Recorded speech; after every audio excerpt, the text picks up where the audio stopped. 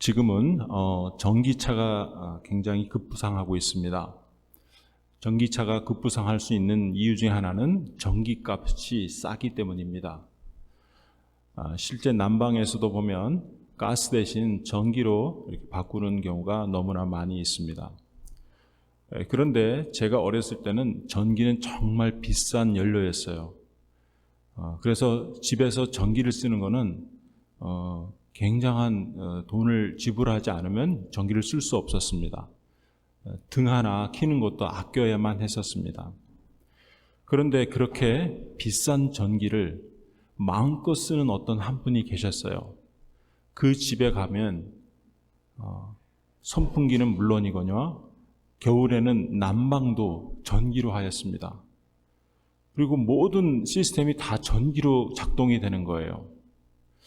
그런데 그 집은 제가 아는 바로는 그렇게 부자가 아니었고 그냥 소서민에 불과했는데 그 비싼 전기를 마음껏 쓰는 것입니다. 그 비밀이 있었습니다. 그 집 바로 옆에 고압전류가 흐르고 있었어요. 그런데 이 집에 사는 분이 전기공이세요. 그래서 그 고압전류를 싹 끌어다가 변압을 시켜갖고 집에서 마음껏 쓰는 거예요.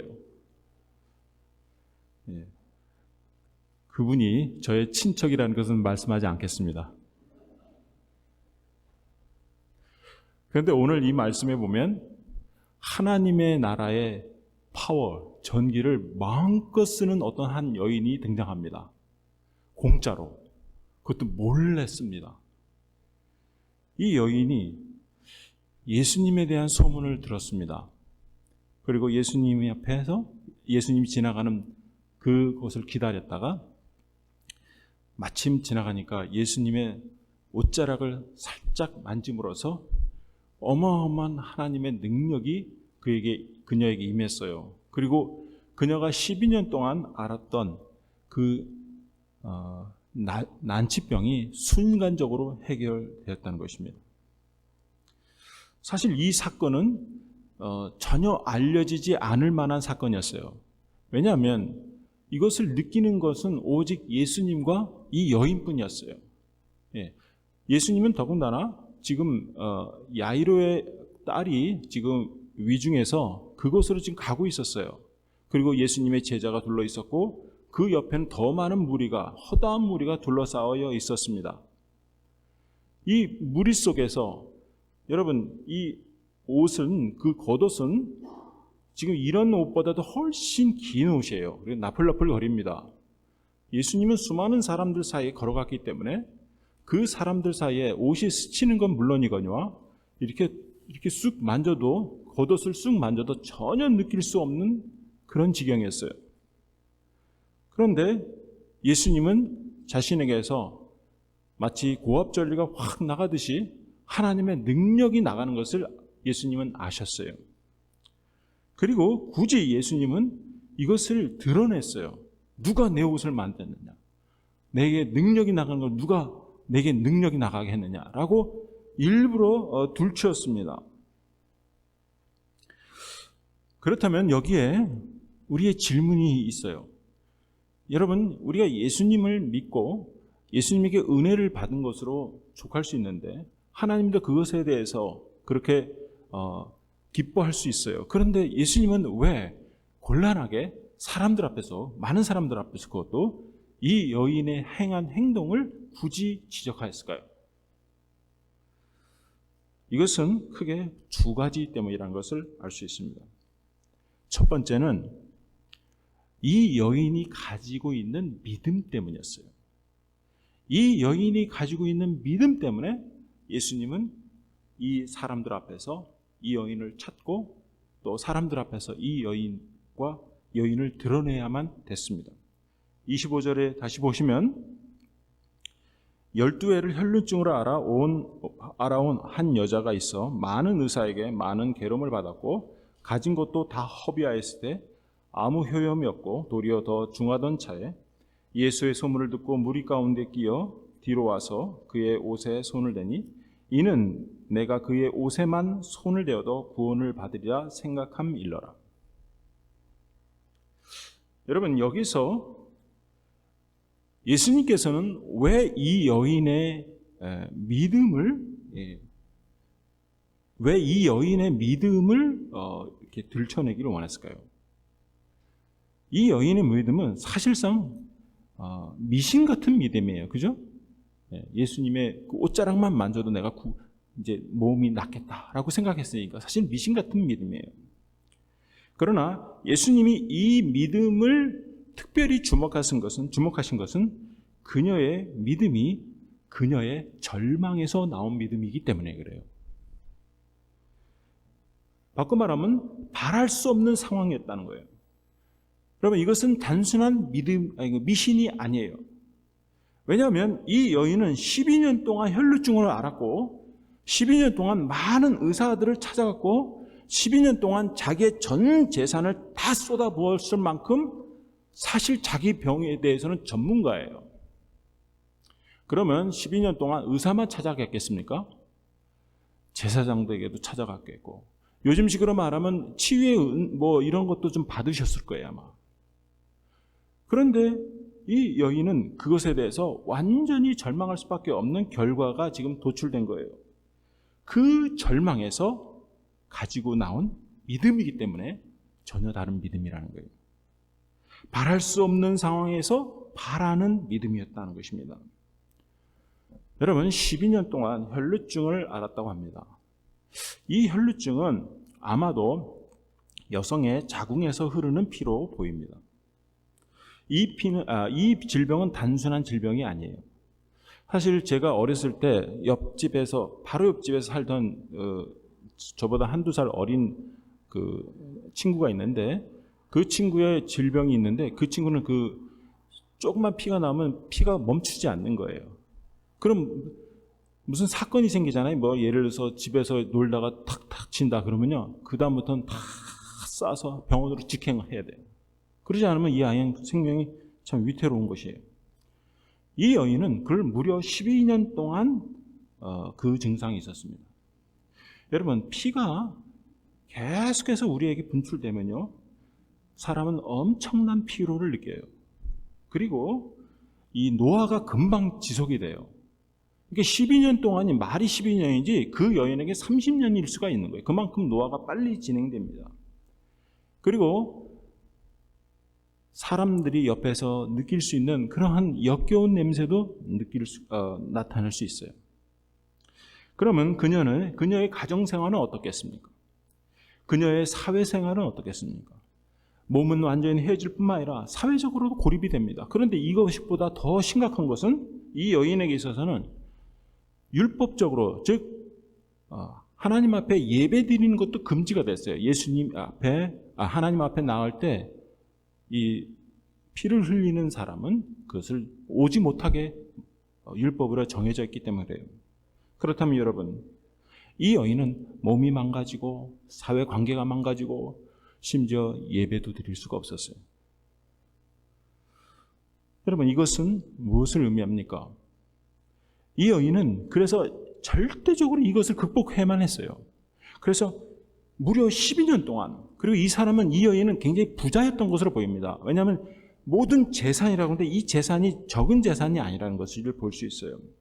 그리고 모든 시간을 다 쏟아서 노력을 다했습니다. 그래도 안 돼요. 여러분, 저는 이 말씀을 들을 때 이것이 하나의 인간의 진실된 면모라고 생각하게 되었습니다. 여러분, 사람마다 우리 청년들 있지만 청년들 속에서도 보면요, 남이 모르는 절망이 하나씩은 다 있어요. 나이 드신 분, 중년이신 분, 다 자기 인생에서 해결되지 않은 하나의 문제를 다 가지고는 있어요.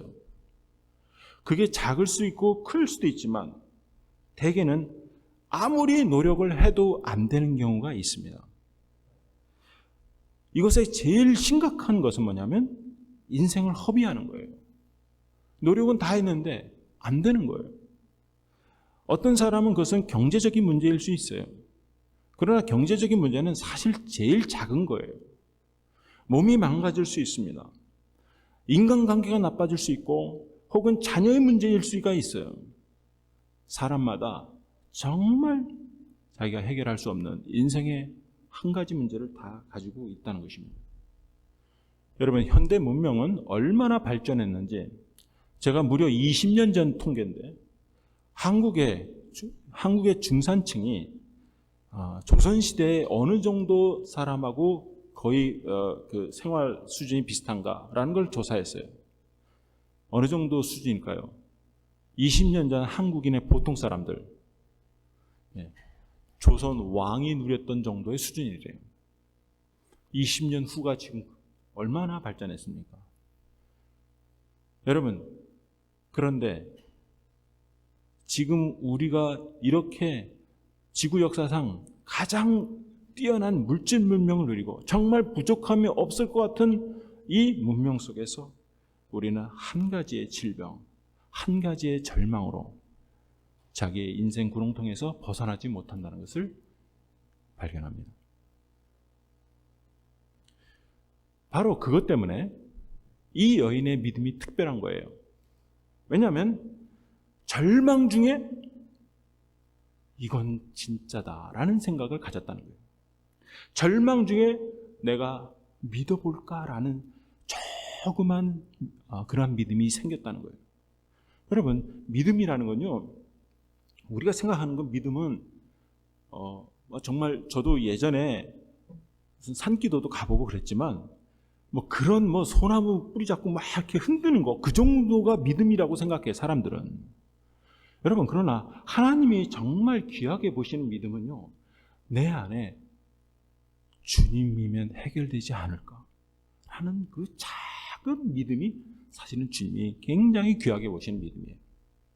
왜냐하면 그것은 나의 절망에서, 나의 죽음 가운데서 생겨나는 믿음이기 때문에 그래요. 다른 어떤 것으로 안 되겠지만 주님이면 되지 않을까 하는 그런 믿음, 그래서 주님을 찾아볼까 하는 그 믿음, 그 믿음을 굉장히 중요하게 보신다는 거예요. 주님은 그래서 그거를 드러나게 하신 거예요. 일부러 그걸 귀하게 보신다는 거예요. 여러분, 12년 동안 모든 재산을 다 허비하면서 의사를 만났다면 이 여인은요, 딱 봐도 의사를 멀리서 딱 봐도요, 그냥 딱 직감을 하는 거예요. 저 의사 어떤 의사다. 그렇게 하죠. 여러분, 나름대로 전공이에요, 전공. 제가 나이 드신 그 의사들을 보니까 젊은 의사하고 나이 드신 의사하고 다르더라고요. 속도가 달라요. 딱 보면 무슨 병인지 대번 알아요. 이게 속도가 달라요, 속도가. 임상을 많이 해봤기 때문에. 병도 12년째 알면요, 대충 의사 말만 들어도 딱 뭔 얘기하는지 알아요. 그런데 희한하게 예수님에 대한 소문을 들어서 이분은 다르다라는 것을 알았어요. 이분은 메시아가 아닐까라고 생각했다는 것입니다. 여러분, 이것이 우리의 인생을 바꾸는 믿음이에요. 여러분, 인생을 바꾸는 믿음은 어떤 믿음이냐면 예수님의 옷자락만 만져도 될까라는 것에 대한 믿음이에요. 여러분, 여기서 터치라는 것은 옷자락을 붙잡는 믿음이 아니에요. 예수님의 옷자락을 확 붙잡고 나를 도와주세요라는 믿음이 아닙니다. 예수님의 옷자락을, 그것도 긴 옷자락 중에 하나를 살짝 대는 거예요. 만지기만 하는 거예요. 여기서 붙잡는다는 것은 우리의 노력을 말합니다. 우리의 노력이 아닌 것이 바로 믿음이에요. 믿음이라는 것은 어떤 강한 확신을 말하는 것이 아니에요. 내 노력이 아니고 내가 할 수 없는 것을 하나님은 하시겠다라는 그 믿음이 진짜 믿음이에요. 이 믿음은 내가 예수님의 이름만 부르면 되겠다라는 믿음입니다. 여러분, 우리가 꼭 믿어야 될 게 있어요. 어떤 상황 속에서도 우리가 예수님을 부르면 주님은 응답하시겠도록 약속하셨어요. 누구든지 내 이름을 부르는 자는 결코 부끄러움을 당치 아니하리라. 여러분, 이 믿음이 굉장히 귀한 믿음이에요. 사람들은 하나님 앞에 막 부르짖고 막 금식기도 하고 이렇게 해야 하나님이 도와주시는 줄 알아요. 그러나 그렇지 않습니다. 예수님은 약속하세요. 자기 이름을 부르는 자는 반드시 구원하리라고 약속하셨어요.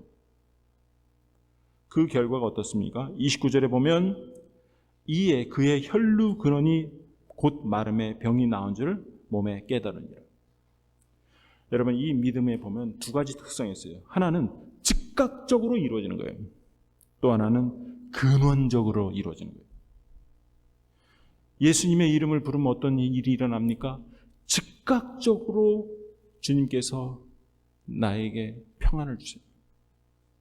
그리고 내 안에 근원적으로 하나님이 해결하셨다는 믿음이 생겨요.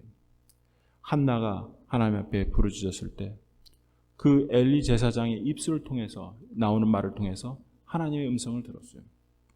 그러자 그 여인이 즉각적으로, 그리고 자기의 모든 문제가 해결되었다라고 생각하고 집으로 돌아갈 수 있었어요. 여러분, 주님을 이름이 그렇게 위대해요. 여러분, 오늘 우리 가운데 혹 정말 내 인생을 붙잡고 있는 그렇게 원수 같은 그런 일이 있다면 그거 가지고 주님 앞에 한번 부르짖어 보세요. 주님의 이름을 걸고 한번 부르짖어 보세요. 주님 말씀하시지 않았습니까? 주님의 이름을 부르는 자는 부끄러움을 당치 아니한다고 하지 않았습니까? 주님 앞에 그 이름을 걸고 하나님 앞에 나가시는 여러분이 되시기를 바랍니다. 두 번째로, 예수님께서 이 여인을 찾고 이 사건을 들춰내신 두 번째 이유가 있습니다. 그것은 이 여인에게 믿음을 주시기 위함이에요. 따라해 볼까요? 믿음을 주시기 위함이다. 조금 전엔 믿음 때문이라고 그랬는데, 그 여인의 믿음 때문이라고 그랬는데, 여기서는 예수님께서 특별한 믿음을 주시기 위함이라는 거예요. 30절 보시면 예수께서 그 능력이 자기에게서 나간 줄을 곧 스스로 아시고 무리 가운데 돌이켜 말씀하시되 누가 내 옷에 손을 대었느냐 하시니 제자들이 여짜오되 무리가 에워싸미는 것을 보시며 누가 내게 손을 대었느냐 물으시나이까 하되 예수께서 이 일 행한 여자를 보려고 둘러보시니 여자가 자기에게 이루어지는 일을 알고 두려워하며 떨며 와서 그 앞에 엎드려 모든 사실을 여쭈니. 여러분, 여인의 치료는 즉각적이고 근원적인 치료였습니다. 이거를 완전 치료라고 말해요. 증상 치료가 아니에요. 근원 치료예요. 즉각적으로. 그것도 자기의 인생을 망가뜨리는 원수가 즉각적으로 해결된 것입니다. 그러나 주님이 보시기에는 완전한 게 아니에요. 주님은 더 놀라운 선물을 가지고 계셨어요. 누가 내 옷에 손을 대었느냐? 주님 말씀하셨어요. 그러자 예수님은 이 여인을 그냥 한번 찾아본 게 아니라 계속 그냥 찾았어요. 왜냐하면 무리가 워낙 많았기 때문에. 그런데 예수님의 그 집요한 집념 때문에 결국은 이 여인이 두려워해서 예수님 앞에 나온 것이에요. 제가 주님의 옷자락을 만졌습니다 라고 얘기합니다. 그런데 자세히 보면 여기가 단순하게 말한 것이 아니라는 것을 볼 수 있습니다. 33절에 보면 여자가 자기에게 이루어진 일을 알고 두려워 떨며 뭐라고 그랬죠? 그 앞에 엎드려 모든 사실을 여쭈니 그랬어요. 포인트가 이거예요. 모든 사실. 여러분, 몇 년 동안의 사실이에요? 12년.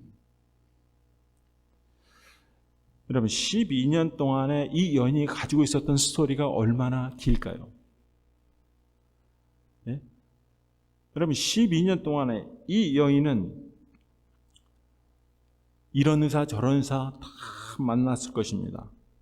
여러분, 여인이 한번 자기가 그 12년 동안 당했던 서름을 한번 생각해 보세요.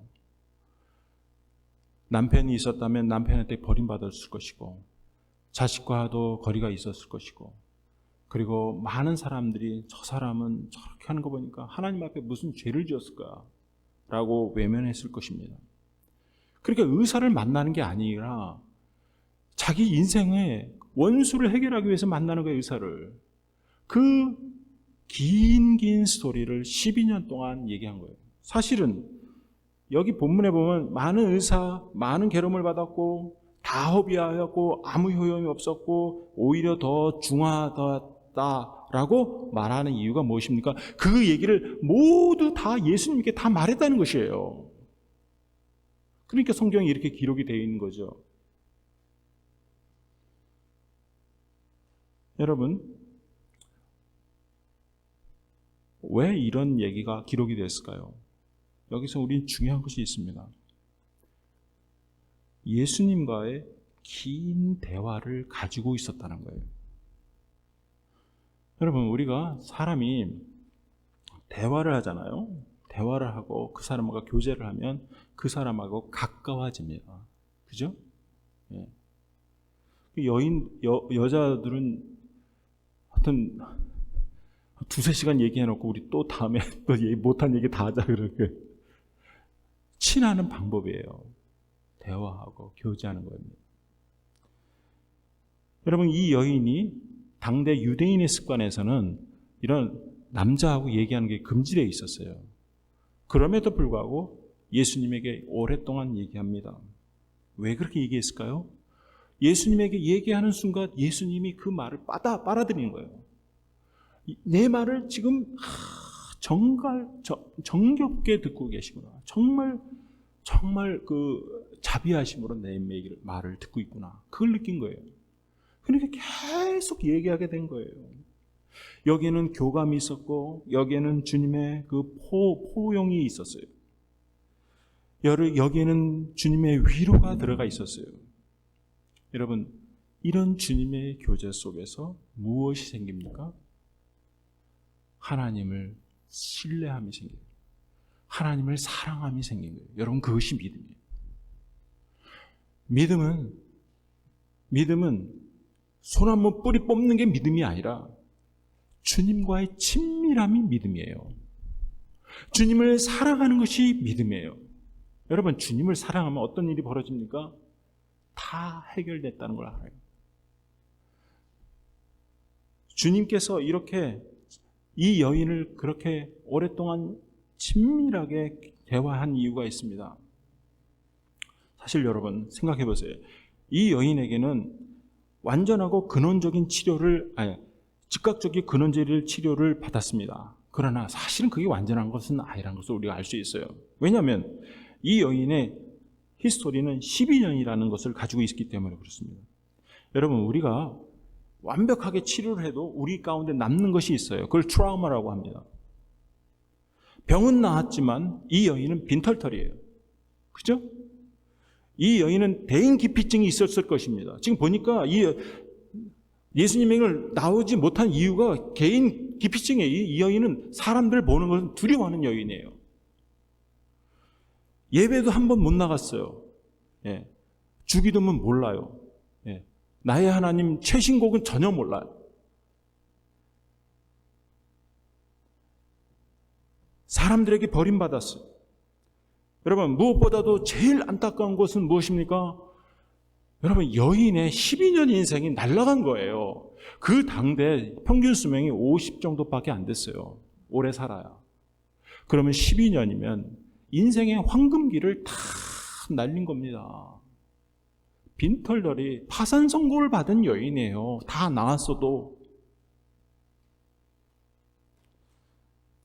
여러분, 주님께서 치료가 목적이었다면 이 여인을 찾을 필요가 없어요. 사람들 앞에서 드러내실 필요가 없어요.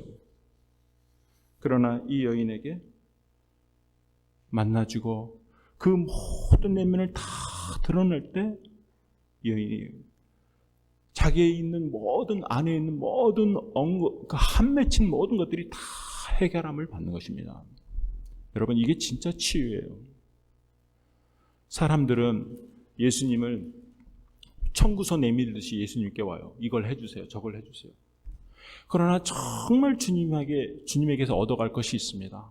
그것은 나의 깊은 내면이 치료가 되고 내 생활이 완전히 새롭게 되는 이 놀라운 경험을 해야 돼요. 그것이 바로 그 다음 말씀에 있습니다. 우리 한번 34절을 같이 읽을까요? 34절 시작.